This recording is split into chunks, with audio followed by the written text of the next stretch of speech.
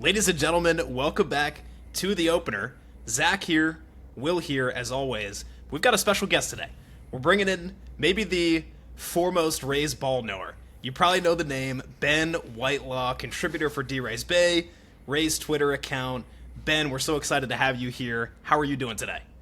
Yeah, I'm good. Thank you guys for having me on.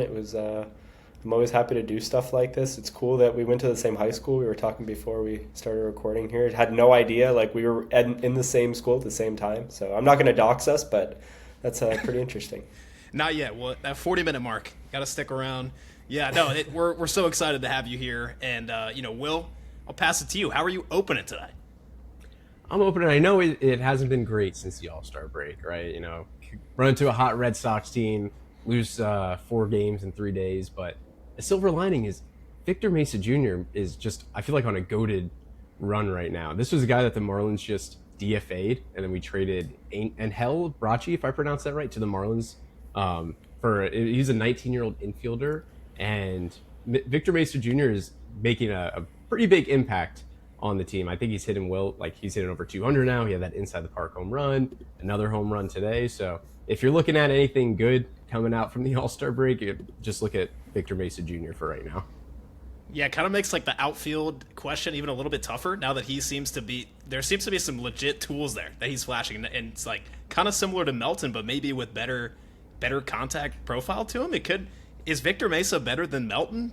I don't know. What do you think about that, Ben? I don't think so. I think he's pretty hot right now, and I'm happy that he's hot. But I'm still excited for Melton. I think we're probably going to add someone externally in the outfield, assuming Fraley is going to continue to stumble. But Mesa's been great right now, and I mean he homered today, like 20 minutes ago. So that's cool. Yeah, Cease tried to hit him with that front door sinker that he kept calling during the All-Star game, and it just ran over the plate, and Mesa right center. I mean, got all of it. So he's been a lot of fun, and I guess maybe we do start there. It was a ugly series against the Red Sox. I mean, just 4-game sweep. I had to look this up earlier. I test, just my memory. I feel like we are really struggling in Fenway. Something about it. It's not the records. It's a losing record the last 5 years. It's not as bad as I thought it was, but I get the heebie-jeebies a little bit when we go up to Fenway. And Boston's hot. Their pitching staff's been tested without some of their top guys. I mean, Crochet, you could say, is their best pitcher, right? And then you have their best hitter, probably Roman Anthony's out too, and they have run off 13 in a row. So, Ben? Do you think that the AL East is maybe more than a 2-horse race at this moment? For the division, probably not, but the wild card, I think at least two wild card teams will come from the AL East. I don't see why not. What about you guys? Yep. What do you think, Will? Yeah, I think it's almost with how the American League looks that there's going to be 3 AL East teams in the playoffs, right? It's going to be the Rays, the Yankees, and probably the Red Sox, right? I know the Blue Jays and the Orioles are still trying to find some hope. I know the Orioles are pretty hot too, but I feel like the Red Sox just really do have so much talent, and they just have that bad stretch at the beginning, and they've had injuries. So if they get, if Garrett Crochet comes back this year, if they get Roman Anthony back soon, and Connolly early, yeah, his name was Connolly early. But if they could get, all 3 of those guys back by, say August timeframe or beginning of September, they're a pretty legit team to get into the playoffs. And then once you get in the playoffs, right, you have that 3-game wild card before you get to the division series, and teams just get hot, right? The Rangers got hot a couple of years ago against the Rays. They went on to win the World Series right after that. So yeah, I would definitely say, 3 teams are from the AL East are going to be in the playoffs this year. I think the Red Sox are 6 games back of the Rays now, which I would say that's firmly in the picture at this point. You win 13 in a row, gotta take you seriously. And actually, them missing Crochet and Roman Anthony, right? It's kind of similar in a way to the Yankees are missing Judge and Fried, maybe 1 or 2 other guys that might be missing there too. Like, they're missing some top guys. The Rays have been fairly healthy. Like, we lose Pepio before the season even starts. That's notable. But then we're missing, Lux and Fraley, who were supposed to be kind of above average platoon bats, like especially being lefties that are going to play a lot. I think we've somewhat been able to fill the holes, like maybe not quite to the level we'd want. So I mean, if like you saw Caminero when he got hit in the hand during the All-Star game, like I almost threw up because to me that's like season over. You know, if he's not there, we haven't really had any. None of our big three have really been injured. Maybe there's some minor stuff with Yandy right now, but he's still playing. So I'm a little worried. I'll put it out there when when both those teams get some of their impact guys back, our lead might dwindle down a little bit. So all right. So just starting there, setting the table. Really, we want to talk today with Ben, who had a great article on DRaysBay about our most recent draft and understand more about the players that the Rays brought into a farm system that has had a huge up arrow already this year, and restocking some in the offseason. It's really incredible the sequence of events to restock the farm in the offseason, by moving away from like core pieces of the team between Boz, Whitelaw, like certified core pieces of the team for several years, especially Lau, franchise player. And you restock the farm, you get a couple of those prospects that are flashing, then you go into the regular season, you go out into first place in the AL East, and then you go to the draft and you have the number 2 pick. It was like those things aren't all supposed to happen at the same time. We're getting a lot of good stuff this year. So the Rays go into the draft, Ben, with the number 2 pick, and you know that there's Rock, there's Grady, and there's Von Lackey. Those were kind of the top 3. Maybe a couple other names might have snuck in there with the pitcher Flora, who I think went to the Giants, and then you had Tyler Bell that the Rays were connected to, went a little further down the board. But let me ask you this to start. With the number 2 overall pick, Rock's off the board. The Rays take Grady Emerson. What do you think the Rays saw in Grady over maybe Vaughn? And if Rock was there, could you see the Rays still having taken Grady over Rock? I think so. The recent podcast, This Week in Rays Baseball, Chuck Rickey, the Rays scouting director, was talking about how much they really like Grady Emerson for, of course, his on-the-field performance, but his off-the-field stuff. He's just a great guy. Really comes from a great background, really hard worker, smart kid. So I'm excited to have him. I think they would have gone with him even if Chalowski was available, and they didn't go with Lackey even though he was available. So that kind of tells you how they feel about that. But Emerson's a great player. I mean, it's the best hit tool in the class, maybe the best hit tool in the last 2 classes. I'm trying to think of who was at the top of the draft last year. I'm blanking, but Eli Willis went 1. I don't know if it was a hit tool. Emerson's a better player than Willits for sure, 100%. So, I mean, you can see it. It's reflected on, like, every top 100 that's been updated already. Grady's already in, like, the top 20, I think, on pretty much every outlet. So, he's an awesome player. I could see him climbing into the top 10 maybe a year from now. But, yeah, I'm really excited about Grady Emerson. Yeah. Do you think that there's a Bobby Witt Jr. level ceiling there? Maybe. I mean, it just kind of depends how the power comes along. Right now, it's definitely hit over power, but he should grow into some. I mean, he's a big guy, just a little lanky right now. But yeah, who knows? I mean, he's going to stick at shortstop. He's a fantastic defender there, and I think he's like a franchise cornerstone type of player. And it's awesome that we got the number 2 pick in this draft specifically, because this was an awesome, really loaded draft class. Yeah.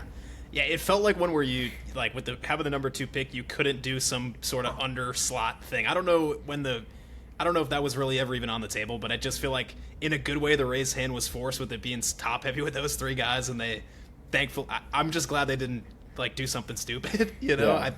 Grady really seems like a legit player. I know, Will, you and I were talking about him and some of the high school stats. Just like I know he transferred, at least what I read up. He transferred to a slightly less challenging area, maybe in Texas or district, his senior year. But he did that intentionally to play under, I forget the guy's name, but the same guy who mentored Bobby Witt. And I think that says something. That was an intentional move to get that experience and be under that guy's wing. I got to look up his name. I don't know, Will. We both wanted the Rays to take Rock. I mean, I think, any one of the 3 would have been exciting. Will, what was your first, thought when Grady came off the board for the Rays? Yeah, so the reason I really wanted the Rays to take Rock is because he was kind of the number one the whole time, but also coming out of college, it felt like he had a quicker track to the majors and shortstop. As much as I love Taylor Walls, he's the best player to ever put on a Rays jersey. They definitely could have used someone, ready to jump in at shortstop in about, a year and a half or something with Rock. But I mean, I think Emerson, after Rock is off the board, was probably the best pick. I didn't want them to go with Lackey because they have Bodine and Fluelling. Their number 2 and 3 prospect are both catchers, and Fluelling won the Future Games MVP. So, it didn't seem needed to get another catcher in that group, especially with how good they're both performing. I think Bodine probably, he's getting pretty close to the majors. I think. I know he's just getting his licks over in AA, but you kind of look and I feel like they can keep pumping him up in the minors pretty quick. But Emerson's stats, I mean, in high school are just ridiculous between in 2026. So just to give you something, I looked him up because you were talking about him. His batting average was 508. And that's in 42 games. He had 60 hits, 61 runs. I wonder if Max perhaps give me I think, a little bit. I think he had more, like 30 steals in there too. Yeah, it was pretty ridiculous. I can't imagine being back in high school and you just finished a long day, right? You went through your 6-7 classes all day long, probably had a couple tests in there, you have homework, and then next thing you got to do is go face the number 1 player in the draft in baseball, and you're, probably not going to get drafted as a pitcher. So, I think it's good. I kind of like the idea of the Rays having this young player that they can kind of fit and mold and kind of develop with how the Rays do that. So, I didn't really have any worry that it was going to be like a Tim Beckham 2.0 kind of thing, passing on a catcher to take a shortstop instead. But I think it's important to remember that in that draft, they took Tim Beckham. The next pick was not Buster Posey. I think Buster Posey was like the 4th or 5th pick. He was 5 in the I draft. think. The 5th, yeah. So it's not really the same situation, and I think it would have been dumb for the Rays to pass on Grady Emerson. Yeah, in the draft as a whole, you could see a theme of like contact and the hit tool being highly valued. Like a lot of teams really lean into that. I think the common thought is like, okay, we'll get the guy who can hit right now, and hopefully he'll add a little power. And in the case of Grady, I think he's 6'3", 185, so you could project. So that's a pretty, like, you think of Walls right now. Maybe not the best point of comparison, but he's maybe 5'10", and really just he's like got that elite dexterity, like just the way he plays shortstop. And Ben, you always share the stat about how he's got the most defensive runs saved, per 1,000 innings or something like that. At least in the last 20 years, I guess where I want to take this is, so Walls has I believe he has a team option for next year for like $4 million or something like that. Very good chance we see Taylor Walls again, because I'm not sure, we draft Grady Emerson, best case scenario 2 years, right? Like best case scenario, he's in the majors in 2 years. I think that would be like Connor Griffin level rise, Carson. Do we feel like Carson, the way the player he's been in AAA this year, has he taken the steps in the right direction, Ben, to where he could be the starting shortstop opening day next year? Yeah, he's definitely improved. Excuse me. He's improved the things that they've wanted him to work on with the 2-strike approach, the more contact without sacrificing his power. So, he's doing the things he needs to do. It's just Taylor Walls is really, really valuable. We'll see how Walls continues to age. He's had a hip surgery. He's had some oblique stuff. So I think he's on the other side of 30 now. He might have turned 30 recently. So he's not getting any younger, but the glove is still like elite. And I really use that word sparingly. But he's just so good over there. So it depends what happens with Walls, but I think it's Walls' job until he's gone, maybe. Who knows? Yeah, I think you're right. I think I wouldn't even be surprised if he comes back next year and the Rays renegotiate another deal for another year, just to have that option for themselves. It's maybe one of the more underrated contracts in baseball, honestly, for Walls. I think we pay him like $3 million this year, and he's going to put up to WAR just with glove alone. And I know it was not a free agent. He'd be a little more expensive as a free agent, I think. But like just putting the hard numbers on it, it's I don't think he always gets the love that he deserves. But so excited about Gritty Emerson. Tell me a little bit about what you see with Taj. I think it's Marchand. Am I pronouncing this right? Like who's the hockey player that always gave the Rays problems? Brad Marchand. Or not the Rays. Yeah. He was like licking guys' ears and stuff. Yeah. Liquor. Excuse me.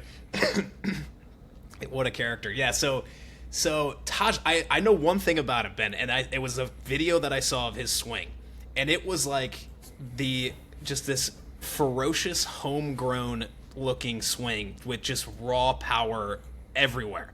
So what's your read on Taj? What do you think about him and the profile of our second pick of the draft?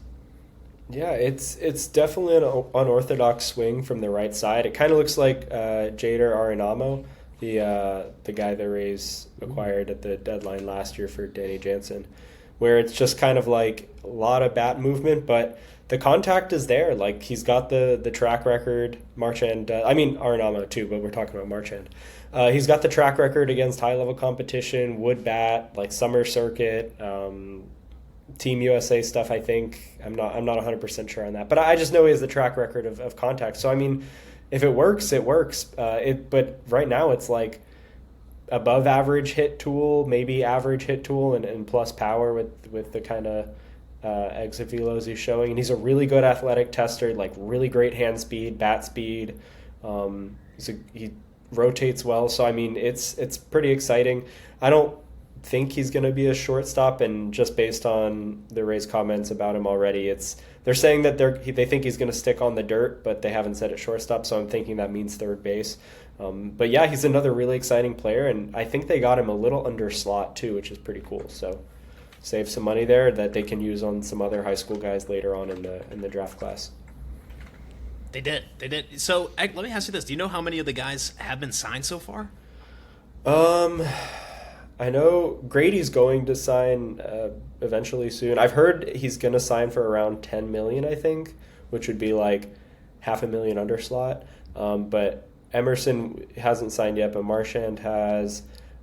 Geese hasn't signed yet. I think Blair signed their second round pick. I know 5th round pick Kramkowski. I'd have to look at Mark Topkins' tweets. I know Steven Gonzalez, 13th round pick signed, 19th round pick signed, I think 18th round. So I think like all the college guys, or most of all the college guys have signed already. And then they're still negotiating with the high schoolers, but they're most likely going to sign all of their picks. I'm not sure about their last guy, whatever his name was. He was a high schooler, and a 20th round Ivan Sabater. I don't know if they're going to sign him. That'd be cool if they did, but they're probably going to sign most, if not all, their picks. Okay, so there hasn't been any, bad news, just that for sure someone's not signing. No, and there's like a near 99% sign rate in the top 10 rounds historically, so the top 10 rounds guys are basically a lock to sign. Everybody else, most likely, just that last guy I'm not 100% sure about. Okay. Yeah, Will, I know you flagged Taj. You nailed it in our preview pod. You said, look out for this guy somewhere, with the Rays, I think it was 33rd overall pick. What did you see? Remind me when you were looking into Taj, what stood out? Yeah, I just think it was just kind of his swing, right? I think that was probably like the biggest part. It just kind of seemed unique. But also there was kind of the early reports like Ben mentioned, right, is he's probably not a shortstop. He's probably closer towards like a third base or a second base. And to me, that's somewhere that the Rays always could probably use something. And Taj was already kind of, towards ranking in the first round, second round kind of guy. So yeah, I kind of just liked what I saw out of him, his stats, his swing, the right side that he was swinging from. So yeah, it wasn't anything too crazy, but it was just a guy that I was like, if the Rays get here, granted, I thought that they would take him if they went with Lackey or if they got Rock instead, so they still have that young shortstop, maybe second baseman to still kind of develop. But it still played out that they got Emerson, and they still liked Taj enough to take him. Yeah. Yeah, I think he's one of my favorite, picks to keep my eye on going forward. Obviously, being the second pick that we had, that gives him a little more like clout right away. But just the action, the swing was just so nuts, in a cool way, not in like a whoa. There's almost like some kind of Junior Caminero in there, just like really aggressive, long swing. Junior's kind of had to learn how to control himself a little bit as he's aged in the major leagues, and I think there's some parallels there maybe with Taj. So, okay, so let's transition to the first pitcher that the Rays got. And Ben, I think this is where I really liked what you were, because you helped me conceptualize like what is, especially in this. Let me set this up in this way. In this era, in the last 5 years especially, with the ability to design pitches and the pitching labs, and you've seen it this year with the Rays and changeups. They've clearly identified and figured something out with ball flight, on changeups. I always hear the rep of like the Rays maybe are a little behind on the biomechanics side of things, but like ahead in pitch design. And I think that's interesting context, like how you can almost build a pitcher. A little easier said than done. But with that in mind, and then the Rays go in and they start with Ben Blair and then take a ton of pitchers, to be expected. And they had similar profiles, the type of pitchers the Rays were looking for. What did you see with the Rays' strategy for pitchers, starting with the first pick, which I think was number 49 in Ben Blair? Yeah, so they didn't necessarily just look for one type of profile. They kind of diversified their assets, I guess, in a way where Ben Blair, their first pitcher they took, he's like a low slot, good feel for spin type of guy, college arm, so he might move like relatively quickly, but he's really great. He sits like low to mid 90s, but he does have some room to add a little bit more velo, and they kind of expect that's going to come. And he's a really exciting pitcher. He's kind of like how Ty Johnson throws now, except Blair he could throw more pitches, and there's going to be more velocity, and the command is honestly maybe a bit better than Johnson's was coming out of college. So he's a really exciting pitcher, and I'm really looking forward to him hopefully pitching. I don't think he'll pitch this year, but we'll probably see him in Charleston starting off next year. Yeah. Do you think that there's like a lot? I feel like there's high confidence that he'll be a starter. Oh yeah. They expect him to be a starter. I think most, if not all, of their pitchers they drafted, they expect will at least have the opportunity to start. I don't know if they'll stick there. I know that one like submarine lefty guy they got, Smithberg. He's not a starter, but that's a really cool arm. It's like lefty Kevin Kelly kind of. So yeah, that dude is awesome. That guy is sick. I can't wait to watch him. Yeah. Blair looks like a perfect profile where it still has projection, despite being a college guy. I think that's like key. Mm-hmm. And obviously, like when the first pitcher you take in the class, obviously you really hope that they're going to be an impact starter. He's not a first top 10 pick in that way, but still seems to have the upside to be, I don't know if you go as far as ace, Ben, but I think like solid mid rotation guy. Is that a decent outlook? Yeah, I think he definitely looks like a mid-rotation guy right now, and then if, he adds some more velocity, who knows what he could be, but right now, yeah, definitely mid-rotation. Yeah, I'm wondering, and Will and I were talking about this, I think, a couple pods ago, I feel like there hasn't been quite as many, and I hope I could be wrong on this, and correct me, please.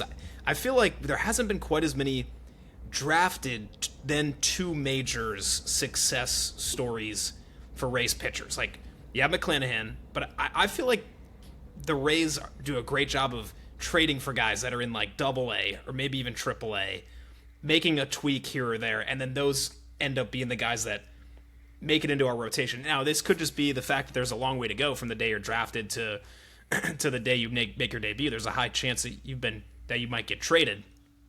I don't know what you think about that, Ben. Does that would you feel more comfortable with the Rays? Would you feel more comfortable with the Rays drafting a guy and developing him, or the Rays trading for a guy from the Mariners who's like 23 and then taking him from there? So are you asking like about the Rays' ability to develop pitchers, like homegrown pitchers? Is that what you're? Yeah. Yes. Yeah, I mean they've done it pretty pretty well. I know we got McClanahan. I'm kind of just going through roster resource now. McClanahan and Seymour, two guys in the rotation. They did originally draft Rasmussen, but he went to college. So that was one that they had their eye on. Let me see what else. Yeah, they do a good job of like identifying bullpen talent and kind of adding them later. Let's see who's in AAA right now. Logan Workman drafted him, but yeah, I guess they're kind of like grabbing guys from other orgs. I think most teams do that though. There's no team that's like, wow, they just developed so many great pitchers. The Rays aren't necessarily tied to their guys that they draft. They're, you draft the most valuable player you can. Nobody's really drafting for need. And then if, the opportunity comes where you can move him for something that you do need in the majors, you move him. And that's kind of how it's worked out for them. But they're doing some really cool stuff at the major league level with like the guys that they bring in. Craig Kimbrell is an example, like just optimizing usage and tweaking shapes. They've been really great with like changeup usage and off-speed pitch usage in general, and getting more downward movement on those. So I don't know if it's necessarily like they don't have like a pitching pipeline, but they've got a lot of pitchers, they got a lot of arms, and it's the riskiest position in sports, but it kind of also has maybe the highest payout sometimes if you really hit on an ace like McClanahan. So yeah, that was great. And now, in the large number of pitchers the Rays took later in the class, were there any lefties besides the low slot lefty? Because I know there's a noted lack of lefty arms in the farm right now. Yeah, I mean, like I said before, they're not drafting for like, oh, we need to get a left-handed pitcher. This guy's on the board, we should take him. They're just drafting the best player available on their board. They did get Kyle Johnson out of Virginia. He's a lefty, former two-way guy. He could be anything from someone who fizzles out in low A because he can't throw strikes to like maybe a mid-rotation guy if everything clicks. Like he's got huge velocity. He's just really new to pitching, and that's kind of another demographic they went after in this draft with their pitchers was like, all right, we're either going to try to get like some low slot guys who can really spin it or some higher slot guys who can throw a changeup. We're going to try to go for some low mileage guys who are new to pitching. So there are a lot of different pitching profiles that they targeted, and it made for a pretty well-rounded draft. And it's hard to go wrong when you have the second overall pick, but they probably had one of the better classes out of all the teams for sure. All right, Will, you got any thoughts?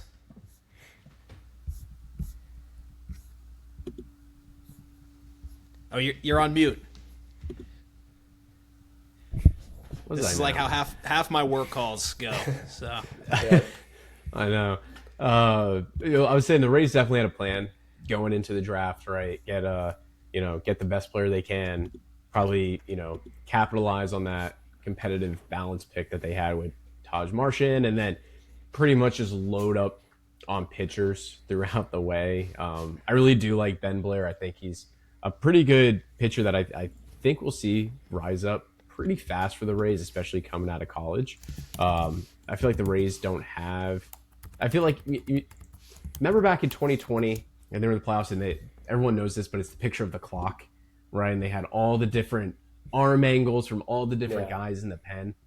And we haven't seen that, and I feel like the Rays maybe are trying to do something like that again, get these different arm angles to come at you. And Ben Blair is probably an arm in the clock, if you want to say, to kind of give you that different look, that weirder look. So, yeah, I like the draft overall, kind of what Ben just said. Like, I do think it's one of the stronger draft classes.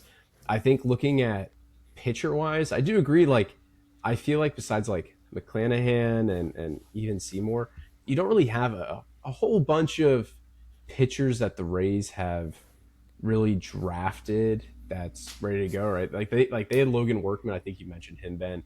But I'm talking, in terms of guys that are ready to go. Hey, we need you, in a year or two. They really don't have a lot of those guys, but the Rays are just really good at trading pitchers anyway and trading for pitchers. So I don't really see it to be kind of a big handicap that they do have, right? They hit on pitchers, right? David Price, they hit on James Shields, they hit on back in the day, right? So, every team they hit on guys and they miss on guys, but I think the Rays are fine enough with their pitching that they really don't have to be thinking about, oh, is this a homegrown guy or do we trade for him? It's to them it doesn't really make a difference, right? They'll let a team like the Mariners kind of develop Brody Hopkins, and then the Rays will trade for him and polish him up. They'll have a team like the Pirates kind of get Tyler Glasnow and Shane Baz, and they'll trade him over and they'll kind of polish him up, right? And that's just what the Rays lab does, right? They find some stuff that maybe you could tweak. They tweak it for you. For Brody Hopkins, it's just tweaking his vision to hit that big rectangle right in the middle of the zone there. But overall, I do really like the draft class that the Rays had. Yeah, yeah. I think they're if so. Obviously, all eyes on Grady Emerson.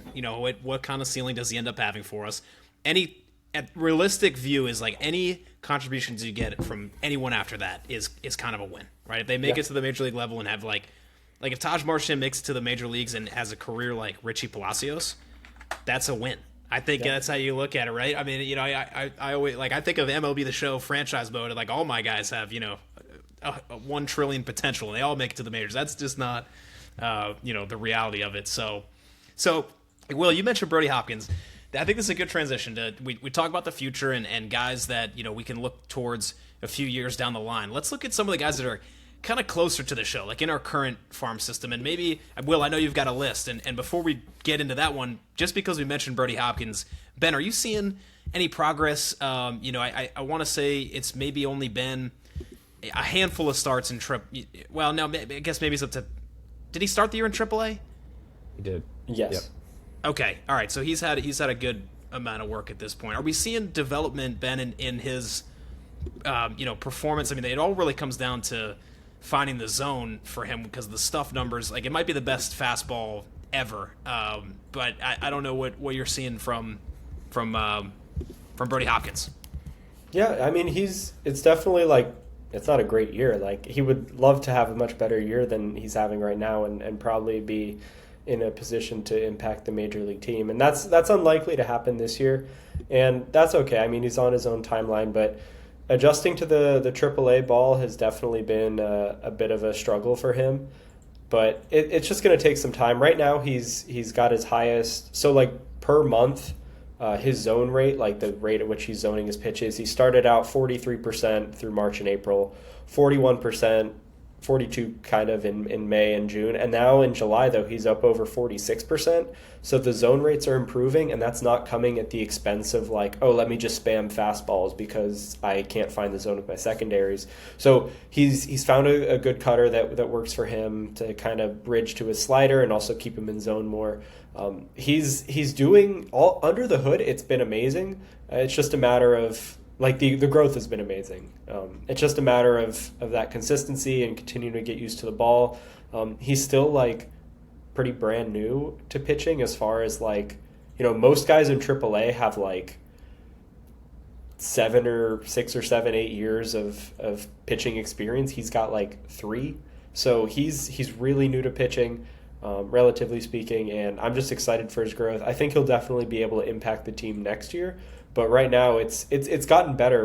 Month over month, he's starting to find it a bit, and he'll have flashes where he'll just completely dominate a lineup, and nobody's putting the ball in play against him. So it's pretty exciting stuff, and the command is definitely improving. I'm glad to hear your optimism because I can get really doom and gloom on him. I get frustrated and impatient, which is not fair at all. But just dude, please throw it in the zone because I want to see what you can really do. When that day comes. But you're right. I mean. He's still somewhat like what the Rays drafted this year. He's relatively new to pitching, so I just have to pump my own brakes. I'm putting too much pressure on him. He's not feeling that, but is he putting too much pressure on himself? Is there something? Is there something there? I don't know if there's any way to tell. No. I mean, he's definitely a competitor, but he's just he's getting there. It's the ups and downs of baseball, and then it's also a young baseball player. And How old is he? Like 22, I think 23? he's 24. I think he's 24. 24? Okay. Yeah. Most people are bad at everything when they're 24. So yes. I wouldn't be surprised if he was, I mean he's not bad at pitching, but he's still learning and he'll get there. It's up and down, but yeah, once he gets a better feel for that AAA baseball, I'm excited for his potential. Yeah, and he's part of a pretty long list of guys that are Rule 5 eligible for next year. I think there's no question that he would get protected. Oh, absolutely. Right, and I think Ty Johnson, we might see Ty Johnson this second half of this year. Is that, do you think, what do you say percentage-wise that Ty Johnson's in the bullpen at some point? Yeah. I mean, he's definitely like a reliever profile, but I think we could see him at some point. I think the Rays are definitely exhausting their other options first because, once you add a guy to the 40-man, like that starts his service time and like maybe they don't need to add him this year. Maybe they trade for someone, and it's really hard to rely on rookies, especially like in a postseason push. But I think, well, we'll see how the deadline goes, but I think there's a chance he at least gets a cup of coffee this year. A pretty good chance. Yeah. Okay. Well, Will, you came in here prepared with a handful of guys that you wanted to hear more from Ben, and so I'd hand it over to you. Yeah, Ben, just so you know, this is the most I've ever been locked into minor league baseball this year, okay, right? cool. I watch like the Durham Bulls, right? It's a AAA, but like the amount of times like I'm watching the Biscuits, the Hot Rods, the River Dogs, it's already surpassed like probably like the last 5 years of minor league ball that I've watched. But yeah, there's a couple guys that I've already kind of known, of course, but been a little bit more focused on them this year. There's two guys that I really, really want to touch on, and then a third that I think is a good conversation. But the first one, I'd love to go over what you think about Homer Bush Jr., right? So he was somebody the Rays got. I think you mentioned they got him. They got him in a trade for Jason Adam. That's who it was. I had to double check.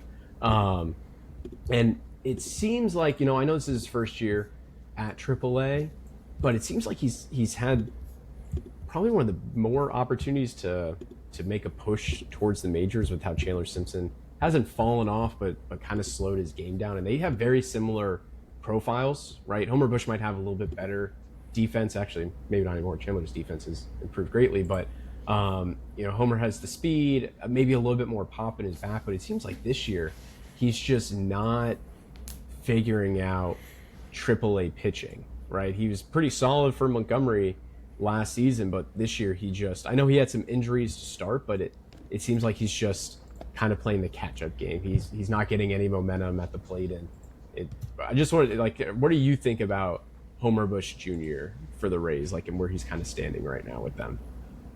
Yeah, I think he's, like you said, he's kind of on the outside looking in here on the major league squad.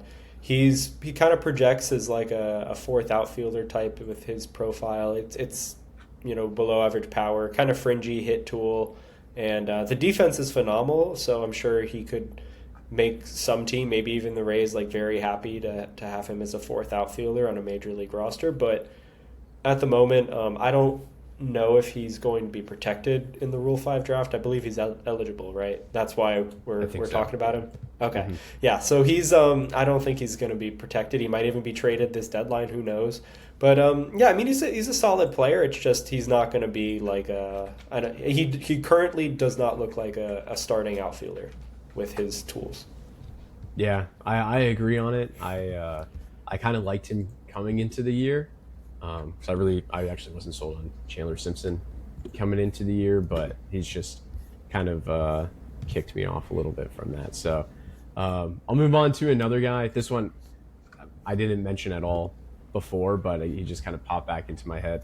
And I don't know if it's this year he's Rule 5 eligible or if last year he was Rule 5 eligible, but it's previous Rays prospect Braden Taylor, who's hanging out in Montgomery still, which I'm shocked about. I thought he'd be in Durham because I think he's been having a pretty good bounce back season. But he's someone I was always interested in, right? Coming out of TCU, I think he was a first round pick.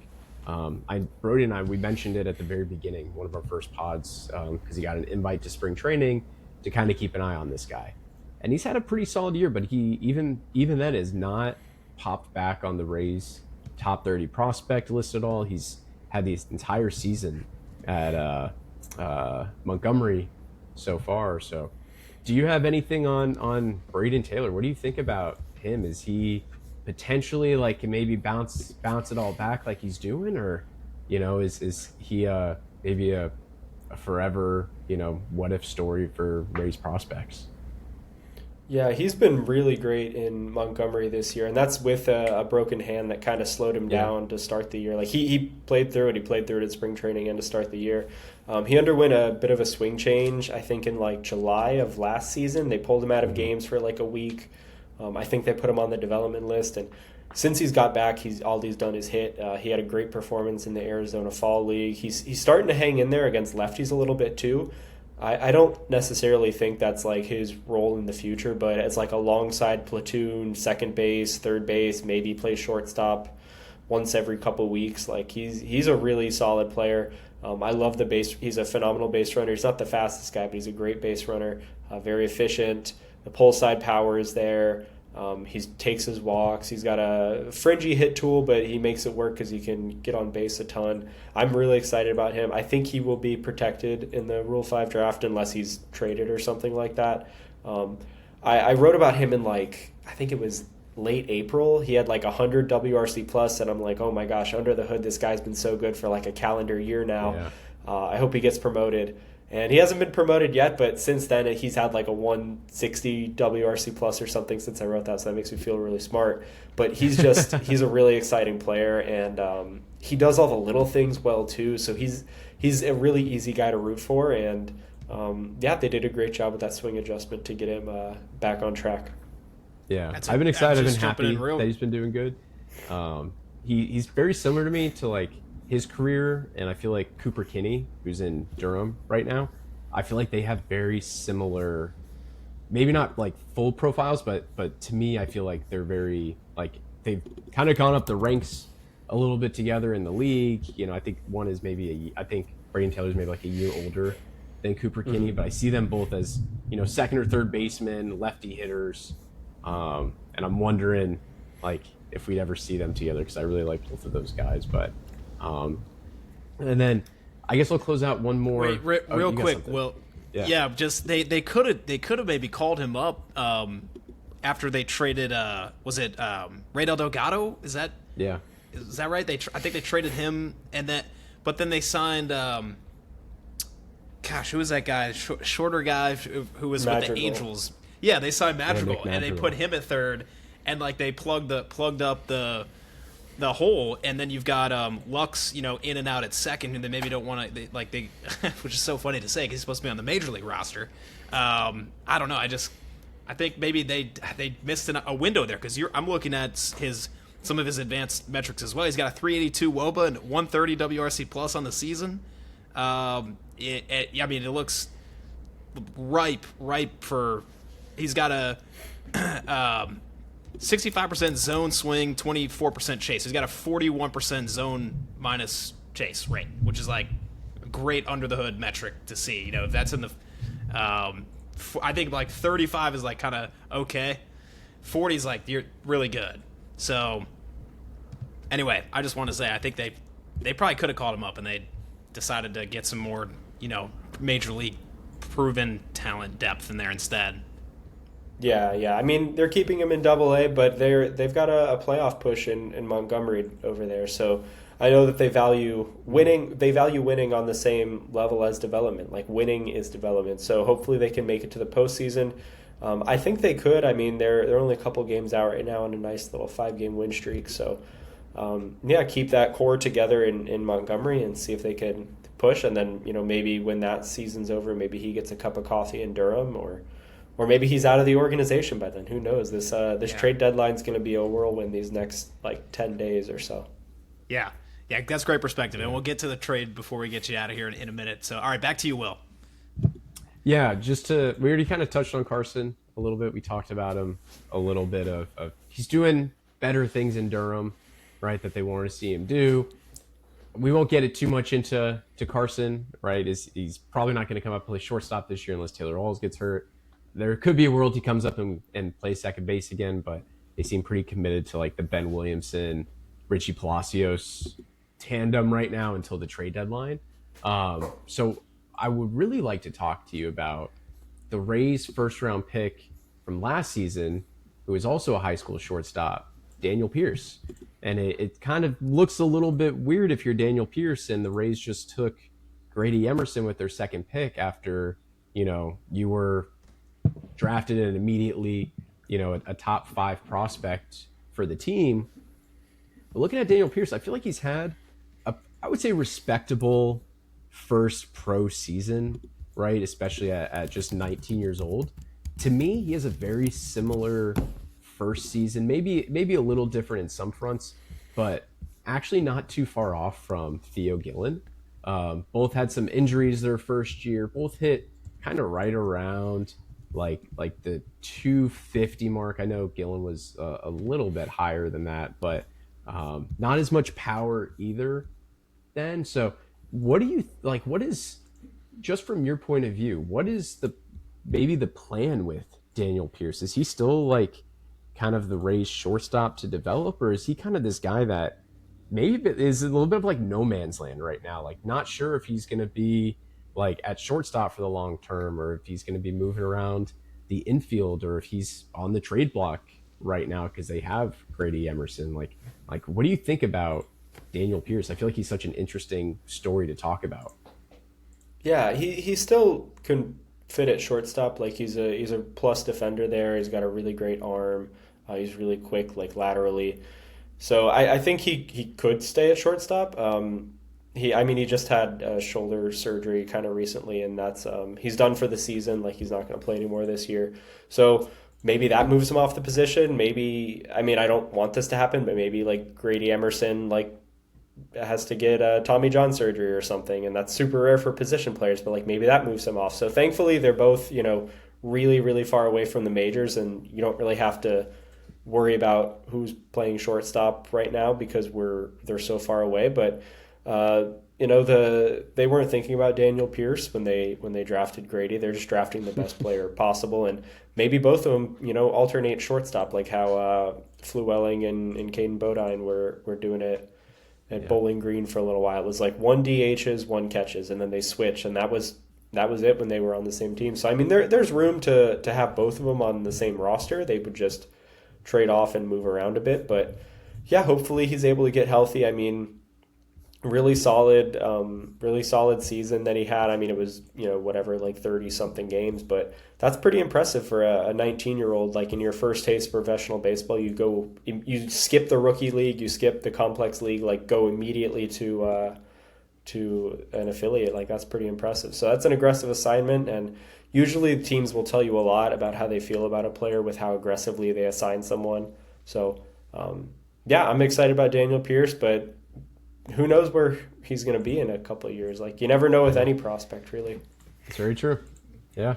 You don't know where he's going to be in a couple weeks, which I think is a good transition here for the trade deadline. We already kept you longer than I asked for, Ben, so can't help it. But we wanted. Well, certainly appreciate it. You gracious with your time with us, and I really want to hear from you about this deadline because it's coming up quick. We were talking about this a month ago, and I can't believe we're a couple weeks away, and we've seen like a couple of minor moves, nothing really significant yet. So you've written some articles about. Let me maybe start quickly here. You had an article 4 questions before ahead of the deadline, right? I think we've gotten answers on a couple of those, especially when it comes to Lux and Fraley. I don't think we can count on them to really impact us.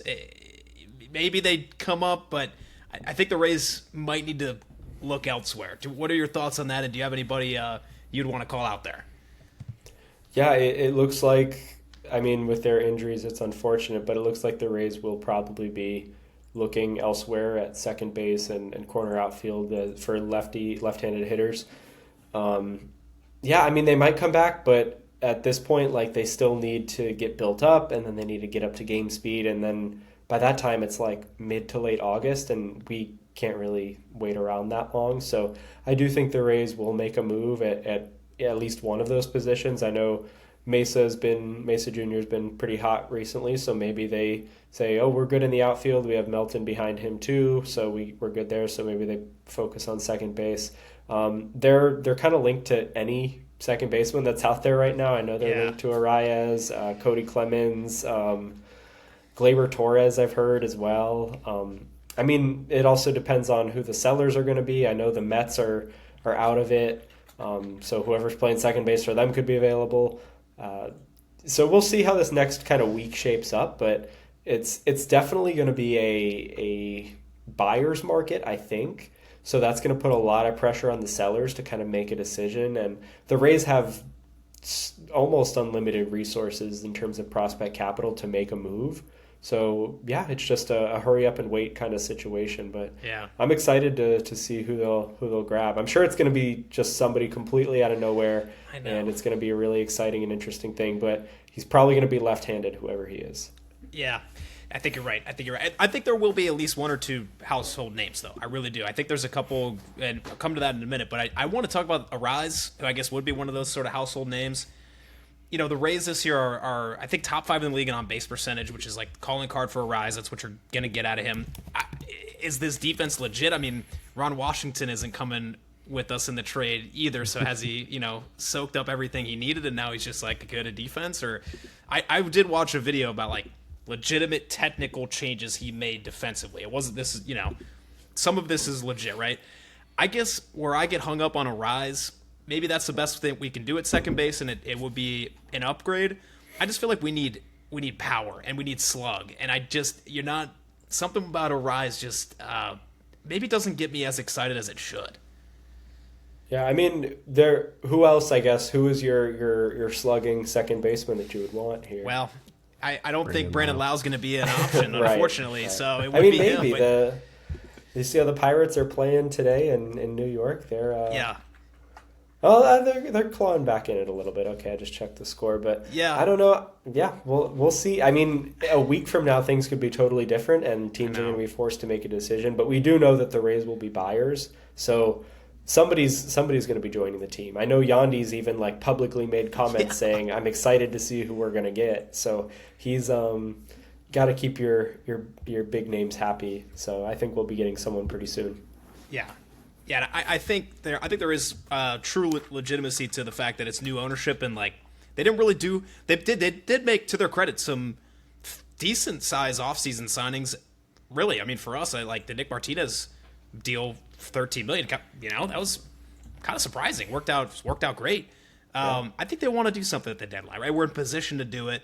I think it's going to be exciting for us, and this is such a crazy one. What about, he's not a lefty though, but could we get the Mets to take on like some of Bichette? I don't know what that contract is like though. I don't know if Bichette's the right move either, or the right fit for us. That just came to mind with you saying the Mets, they're out of it, but doesn't he have like an option that he'd probably exercise his option, and then we'd be on the hook for like $40 million or something like that.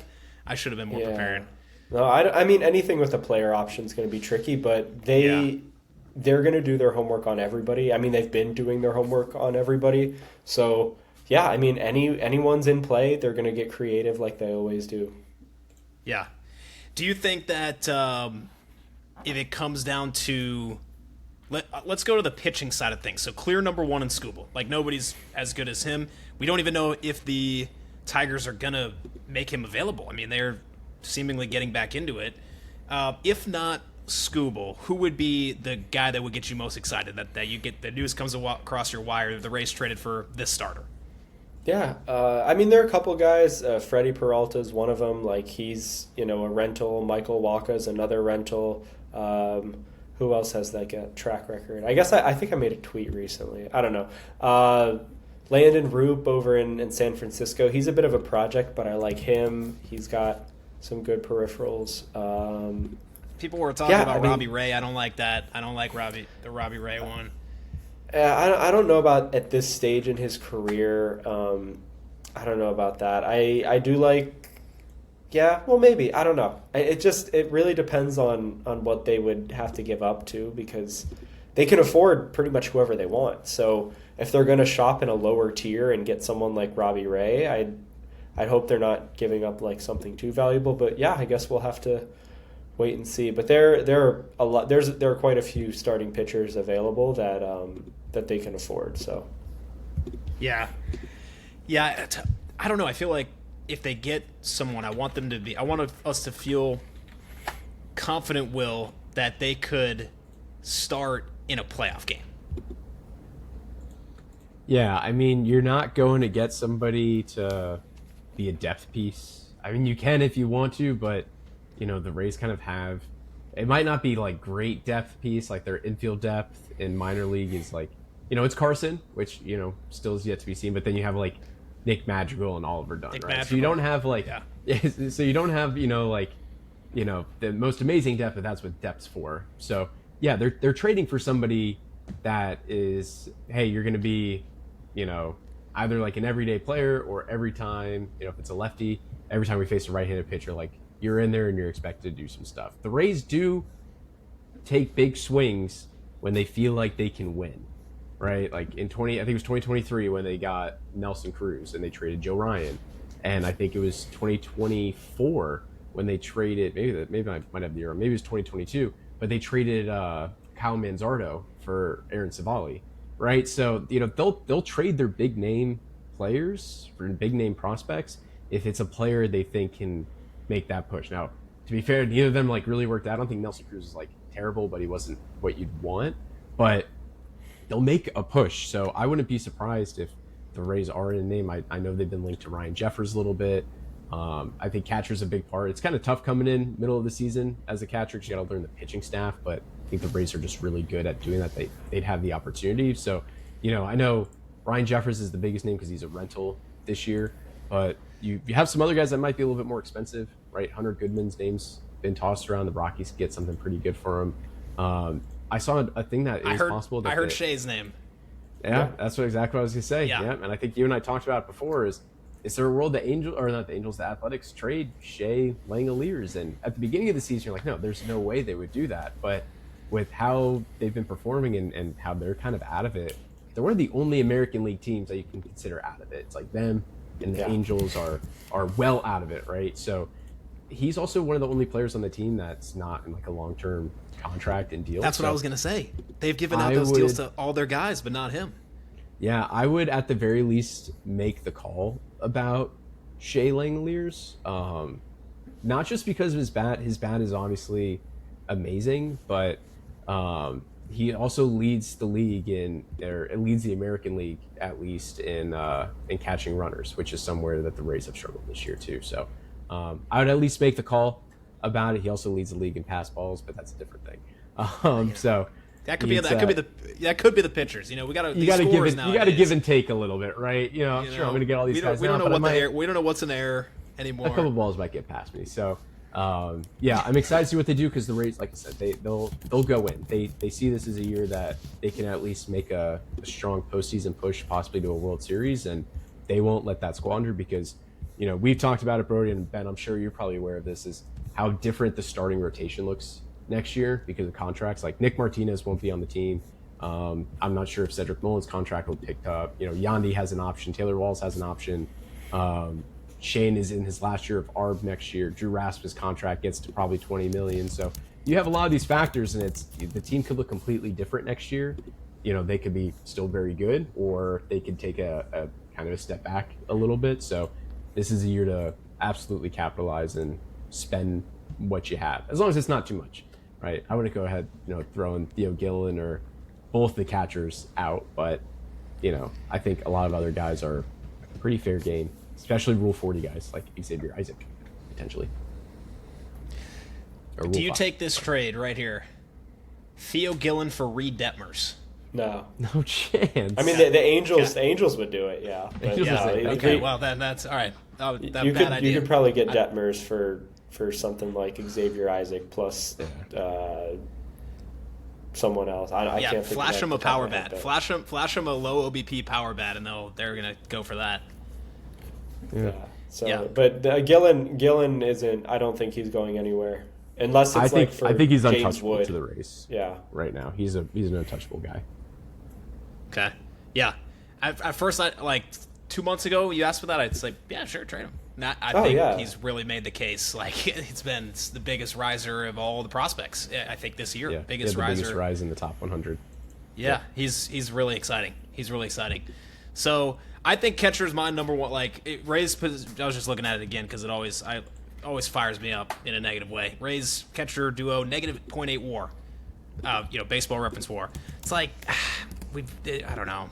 That seems like a pretty instant way to get a little better. And if you get somebody like a Goodman or a Langoliers, Jeffers I know has a good track record as a hitter as well. But you get a Goodman or a Langoliers. I think Langoliers has at least one more year of team control after this. It just fits really nicely with the organization because then you have Bodine and Fluellen coming up behind them. So again, they might not be here. They might be part of that trade. So I'd say let the Yankees go get Jeffers. We'll pay a little more for these other guys. Maybe there's something there. Yeah. All right, before we get you out of here, Ben, just anything you want to get off your chest about, current team, just anything you got in the tank that any bullets left that you need to fire.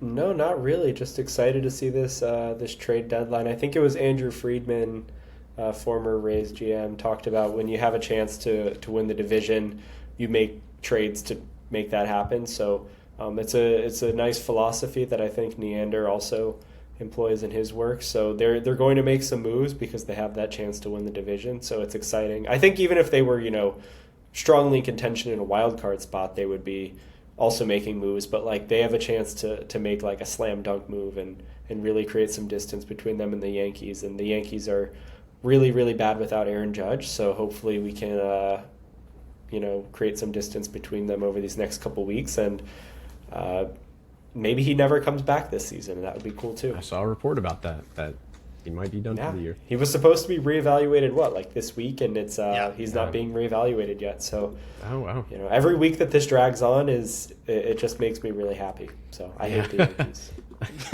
Yeah, you're in good company here. Yeah. I think this is a year, like, it's just clear as day that you got to take advantage of the opportunity that we have in 2026 here. Like, you can pretty confidently, a couple good moves, one good pitcher, one good offensive piece can make a huge difference in us winning the division and getting that bye in the first round. You don't have to play the 3-game crapshoot wild card. All right. Well, this is a lot of fun. I hope we can have you on again soon sometime, Ben. This was great. And Will, I'm going to hand it to you to close us out. Yeah, Ben, we open with the opener, but we got a closer every time. We talk a lot about the 2018 team on this podcast. They're one of my favorite Rays teams of all time. I think they won 90 games of a team that should not have won 90 games. So, are you well versed in the 2018 squad? Oh yeah, absolutely. Right, perfect. Just so I don't want to put you on the spot. So I gotta pull them up. I got 4 guys here that I think are kind of pivotal 2018 guys, and I want you to rank them in terms of the 1 through 4. So first we got the opener, Ryan Stanek, right? He's kind of the face of the opener. We got CJ Crone, kind of a fun name to throw out there. I think he had like 30 plus bombs that year, maybe touched 40. Malik Smith, the speedster himself, and then one of our favorite players to talk about, 2018, Joey Wendell. So where would you rank those 4 guys 1 through 4? What am I ranking them on? Just any. How much I like them. How much you like them. Their play. However you want to rank them. However you want to put it. You could put Malik Smith at 1 because he was number 0, and you just okay. So like rank them on. Okay. However you want to rank them. Yeah. However you want. It's all up to you. I think Joey Wendell number 1. Like he was so important for that team. Like filling that role as like second baseman, but also kind of like utility. And I think it was MLB Network that was like praising the Yankees that year for signing Stanton or something like that. They're like, oh, the Yankees went and signed Stanton, and meanwhile the Rays got Joey Wendell. Joey Wendell was like a significantly better player than him that year, so that was really cool.